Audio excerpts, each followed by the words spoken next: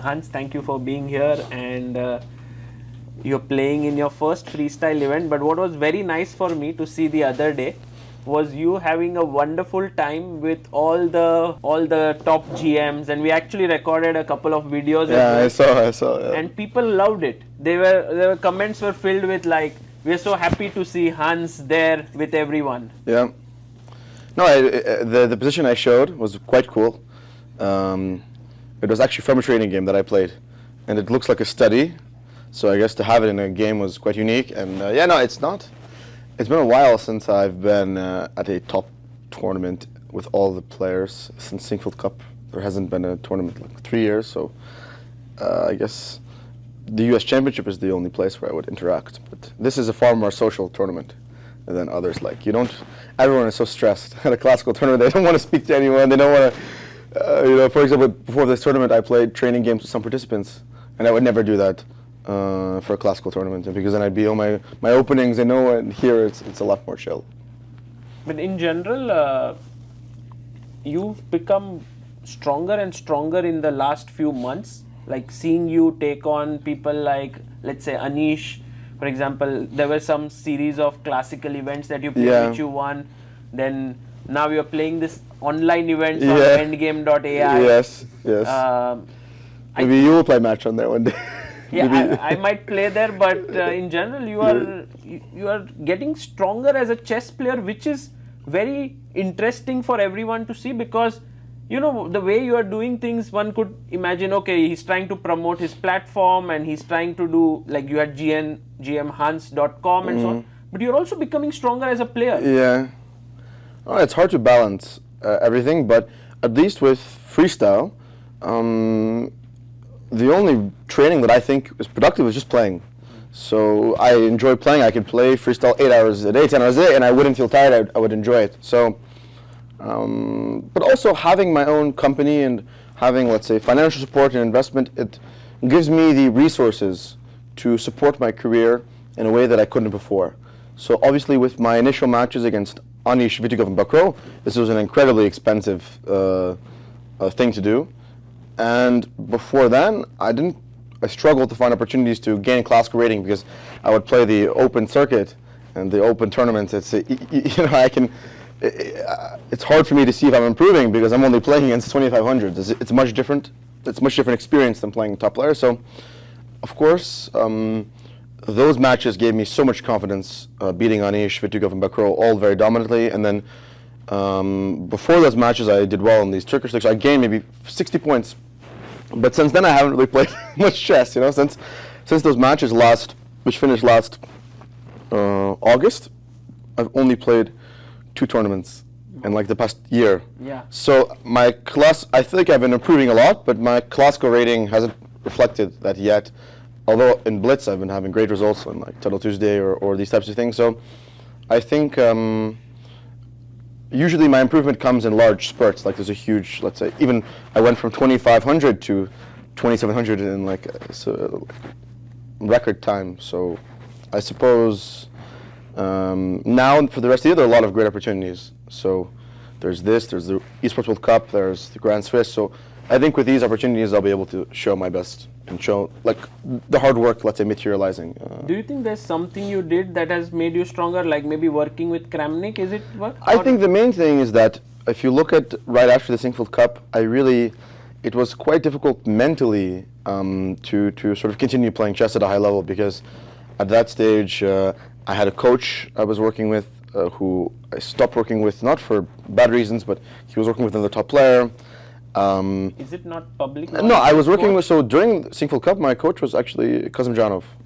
And it's quite funny that this whole line that I prepared was actually Rustam reminding me to check it. So it's funny how people, let's say, I don't want to harp on the past, but people speculated, how could I predict this line? And the reason was that at the time I was playing Bishop b4 check against Catalan. And Rustam's, like, there's a message that I've showed people, but, and I showed it in the Netflix documentary, that he said to check check some weird Catalans. And in my Bishop b4 check file on the Catalan, it transposes to what happened in the game. And anyway, in the interview, I didn't want to say that I'm going to play this in the Catalan, I didn't want, anyways.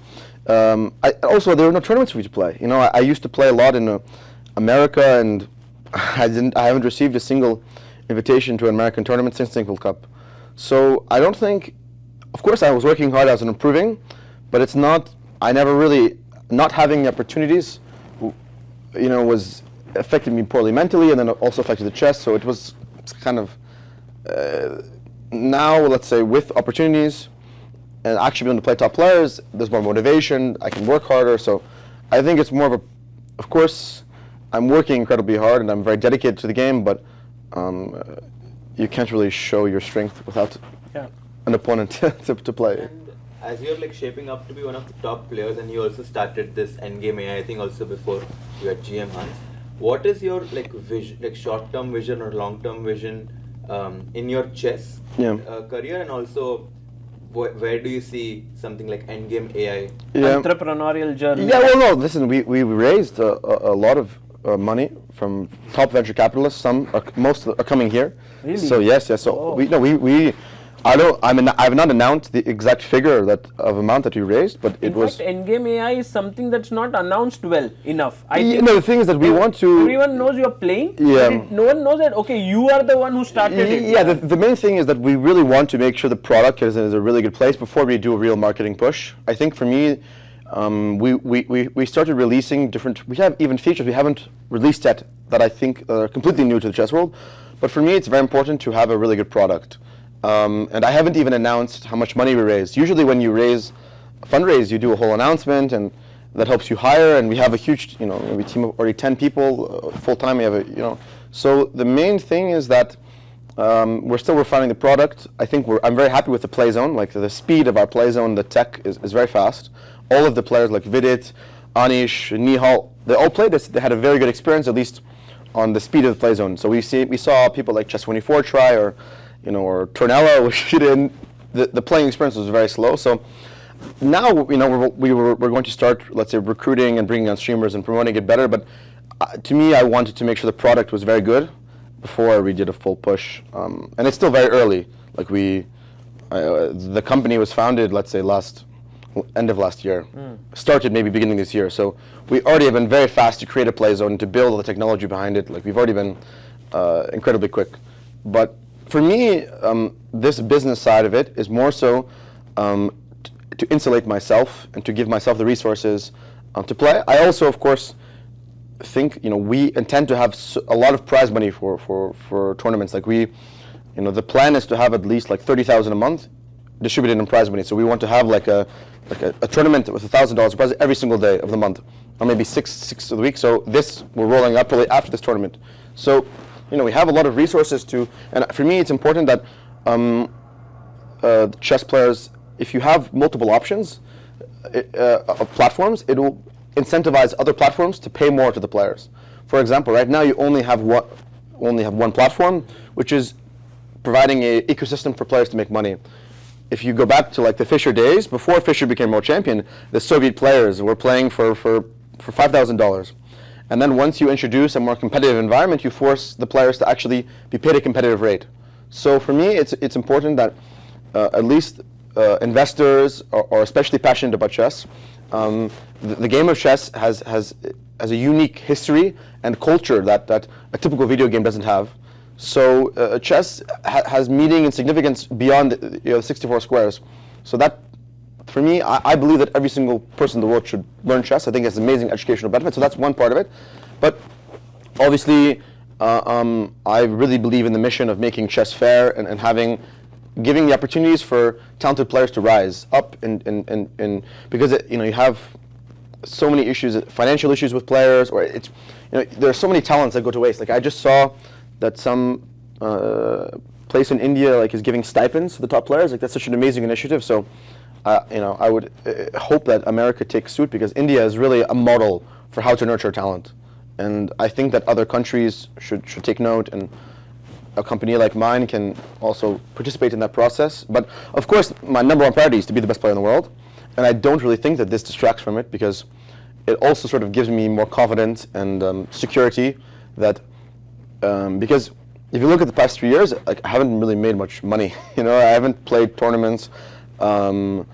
It's nice to have some support whether it's financial or from my team, because when you kind of feel ostracized, it affects your confidence, affects your mood. So, of course, many people say, how are you going to be CEO of a company and be the #1 player in the world?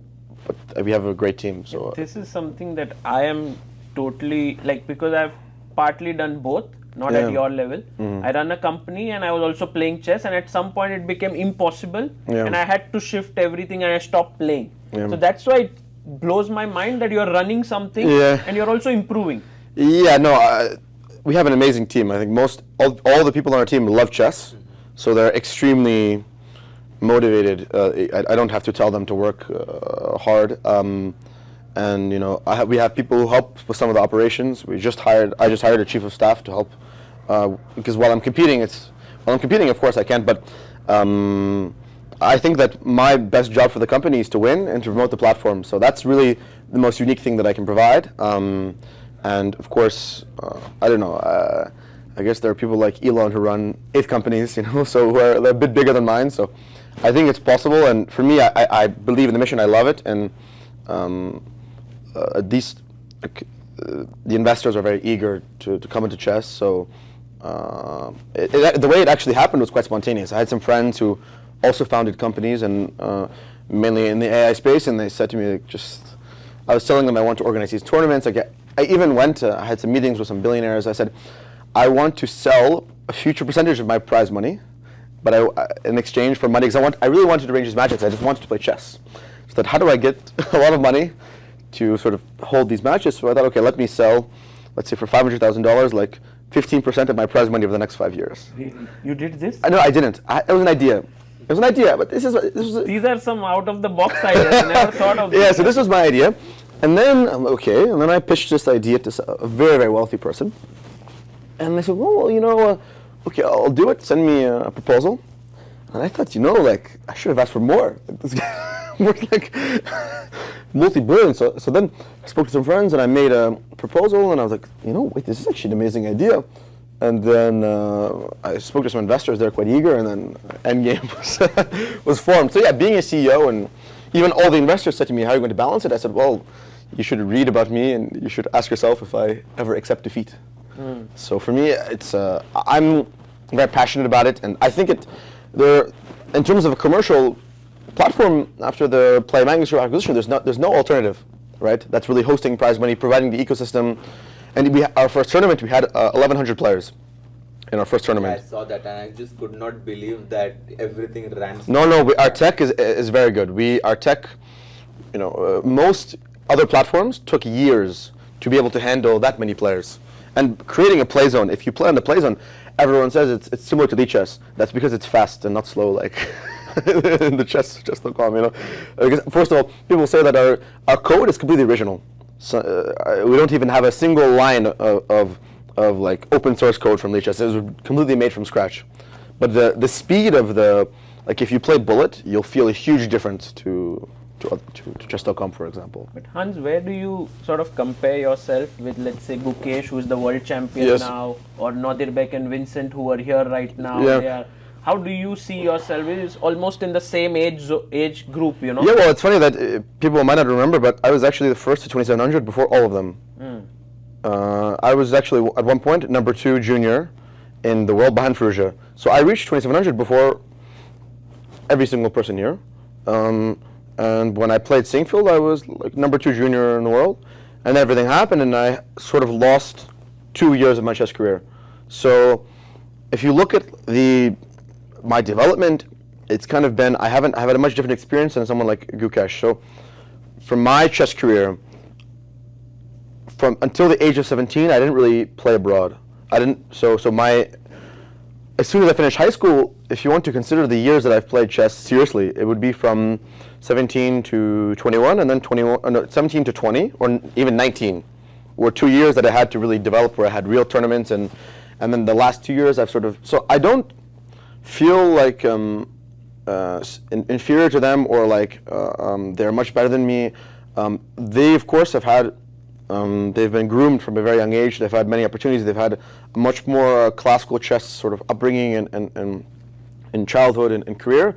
But I don't really see as long as I can reintegrate into top level chess and play the top tournaments, I don't see why I shouldn't be at their level or better. And although the past few years have been a, let's say, impediment to the minor hindrance to development of chess career, the mental fortitude that I've acquired, I think, will be an advantage later on, because I genuinely believe that there's no amount of stress that I can experience that will be worse than what I already experienced. You're talking about this mental, like your mental power, and I've always seen you driven. I've always seen you be super confident, not just in chess but also in like your other ventures. Where does this confidence and like this super strong drive in chess come from?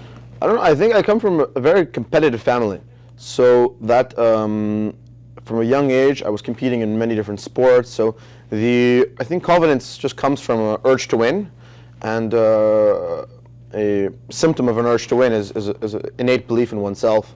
So, but I also, I've sort of prophesized my success so many times.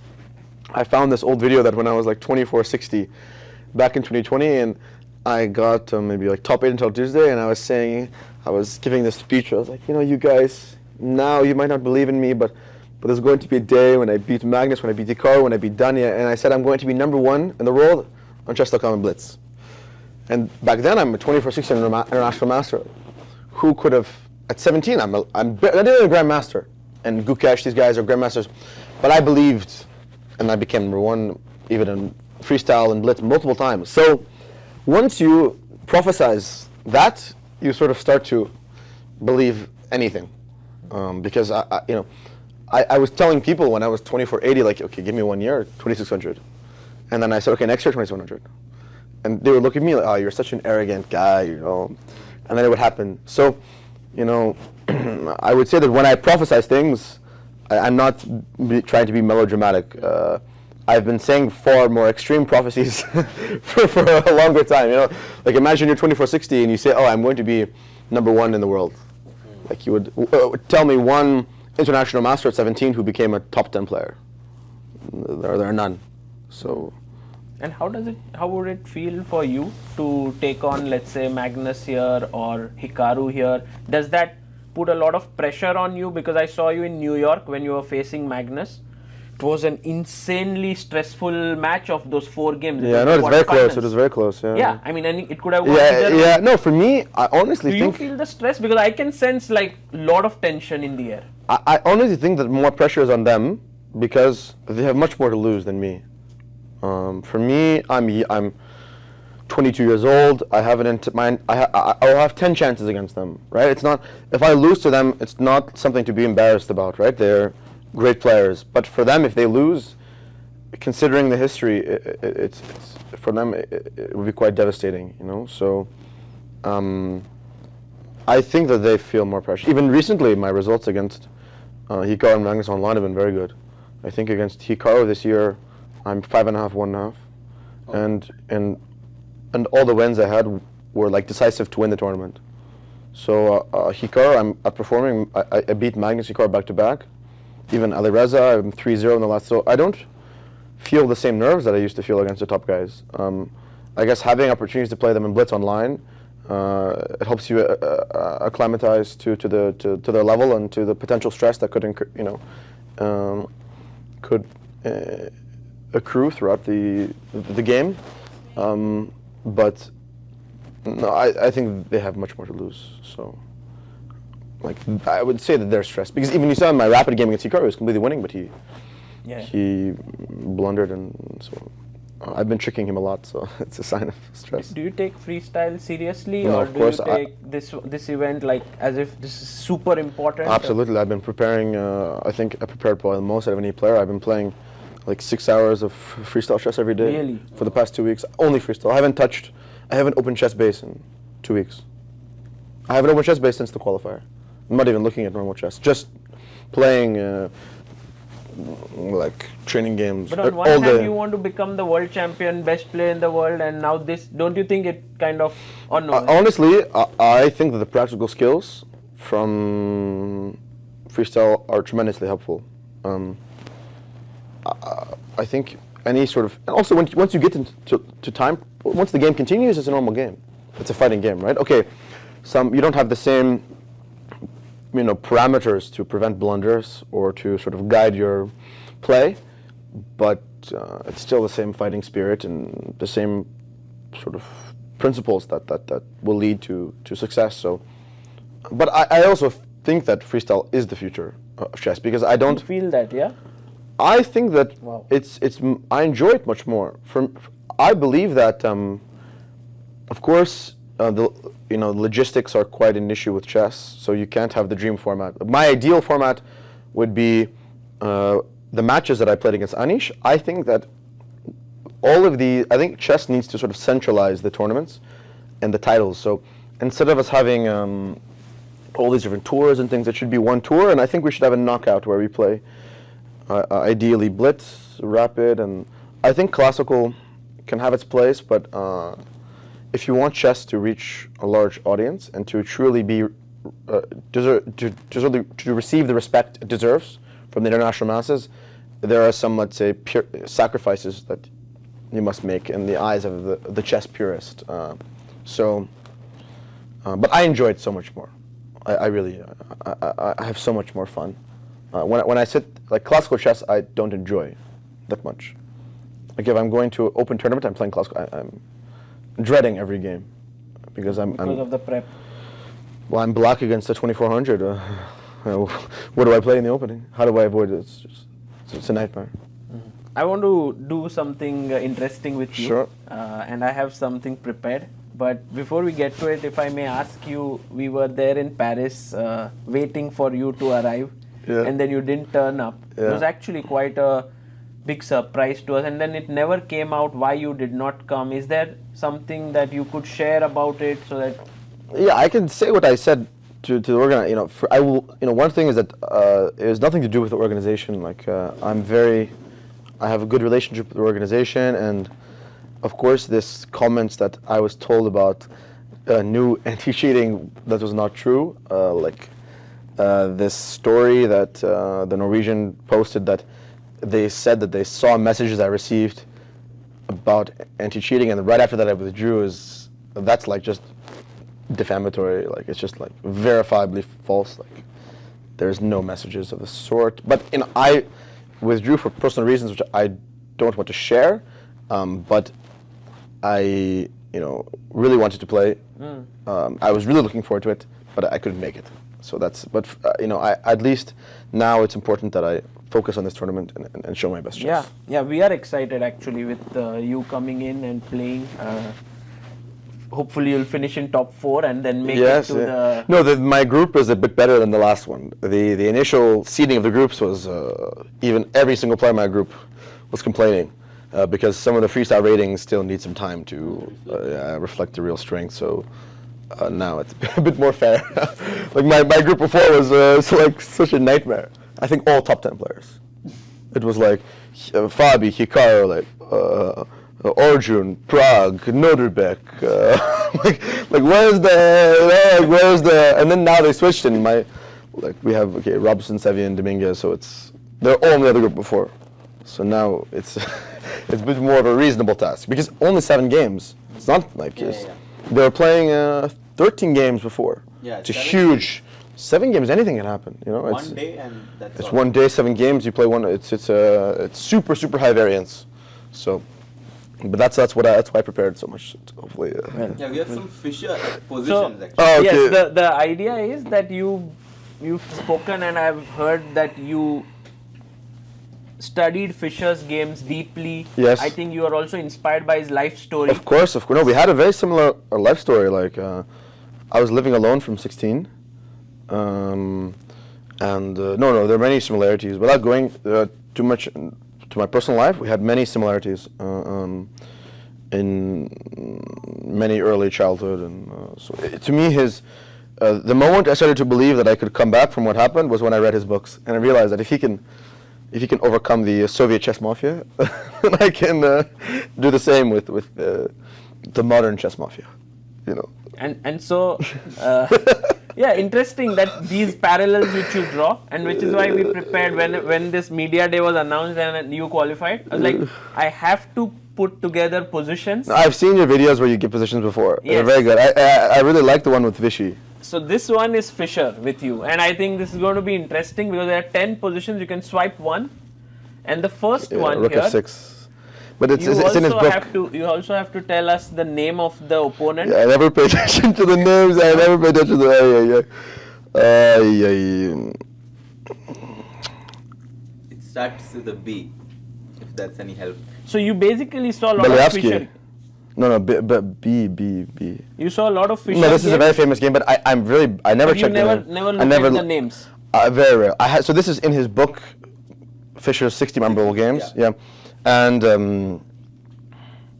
maybe Borislav Ivkov? No, it's with Benko. Benko. Yeah. Yeah, I don't know. Wait. Okay, let's go to the next one. Benko, okay. This is a famous photo. Yeah, okay, it's Rook takes F7, and there's this famous photo of him where he was giving a lecture in the Mechanics Chess Club, and you can see it behind, but no, the names, I really don't know the names.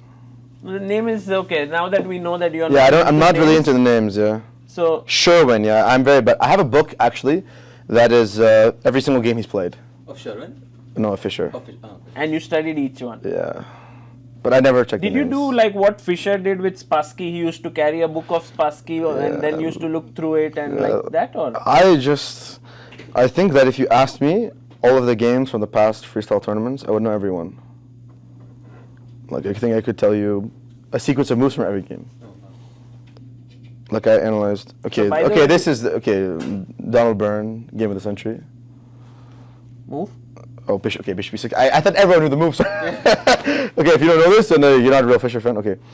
This is against. Okay, the move is Bishop B7, and I think it's against Tull. It's not Tull. No, it's some. You got the first letter right. But it's the move, right? Yeah, it's Bishop B7. The move Or is Bishop F1, maybe. Yeah, Bishop F1. Yeah, Bishop F1. No, it's Bishop F1. Bishop Yeah, it's F1. the- yeah. You are actually provoking A5. Yeah, Bishop F1. I'm trying to think.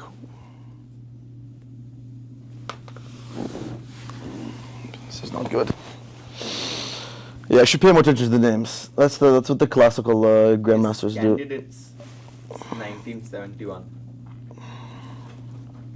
Okay, he played with Taimanov. Taimanov. Taimanov. Yeah, that's what. Okay. Okay, it's Spassky. No, this is not Spassky. No, wait. But what would you play first with white? He took on D7. Yeah. He took on D7. Did you find this move impressive? Because it seems Yeah, it like was, the Soviets were all stunned. Yeah, no, I with read about this. move. Yeah. Is it not Spain? Yeah, because Was it like, Lar? it was Petrosian. Yes, it was a match. Okay, Petrosian. Yes, okay, Petrosian. Yeah, because even now, like intuitively, we want to get like good knight, bad bishop, like you know. Yeah, no. But after Rook C1, you have a strong bind. No, you read about this book. I have to redeem myself. This is not good. Okay, this is Spassky. You take on E6 and play E4. Yes. This is the sixth game. Yeah, Okay, famous. this is Bishop F7 at E6. It's in the book. I don't remember. The thing is that most of these guys aren't like very well He's known. very well known black player. I mean, he was the second strongest American back then. Reshevsky. Yes, exactly. Okay, Reshevsky. This is against Ulf Anderson. Yes. What's the move? King H1. King H1. It's a bit early, no? It's early, but It's already an opening inaccuracy. You know this, yes? Bishop B2. Bishop B2 is wrong. Yeah, F6, yeah. Exactly. Yeah. So this was a Very famous game by the way. Petrosian versus Fischer, and in candidates final, and Petrosian played Bishop B2, and Fischer had played F6. Okay. The last one. If you ask me, okay, this is against, I think it's Larson. Yes, exactly. And you play Rook H5. Yeah. G6. I remember reading this in the sauna. In a This exact position. I was in the sauna in Belgrade, and I remember this. I remember the exact moment Oh wow. that I saw this in the sauna. I got recognized once in the sauna. So it's me, and there are two other people in the sauna. And one guy says to me, "Are you Hans Niemann?" I'm like, "Yes." Other guy says, "Wait, you're Hans Niemann? I wasn't sure." And they didn't know each other. I come to so I would go there all the time. And then you would study chess there. I would read the book in the sauna. Wow.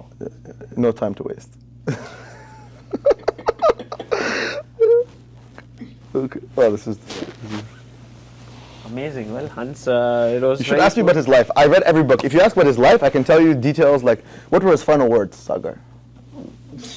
Wow. Sagar is like. It was in Iceland. I'm reversing the. It was in Iceland, Yes, and yes. he was staying with. He was in Gardar Sversen. Yeah. He has an amazing book. I have a book for you to read, Sagar. I have a second copy. It's called Endgame, right? No. It's called. That's a different book. I'm going to give you the best book about Fischer, and you read this, you're going to change your mind. Do you not feel a bit tensed about what happened with Fischer in terms of his non-chess part, where he got kind of obsessed with things and so on? Yeah, I think it's. Does that impact you somewhere? Because somewhere you look up to him. I think that for me, I personally don't think that he should have been a fugitive for playing chess. Like, what happened to him? Okay, if you look at, it should be. This is a nuanced discussion, so I should be precise. His arrest in Japan was inhumane. He should not have been arrested. And the way that the entire process of how they arrested him in Japan was violated all human rights. So to arrest someone on a revoked passport, you have to notify them of revoking it.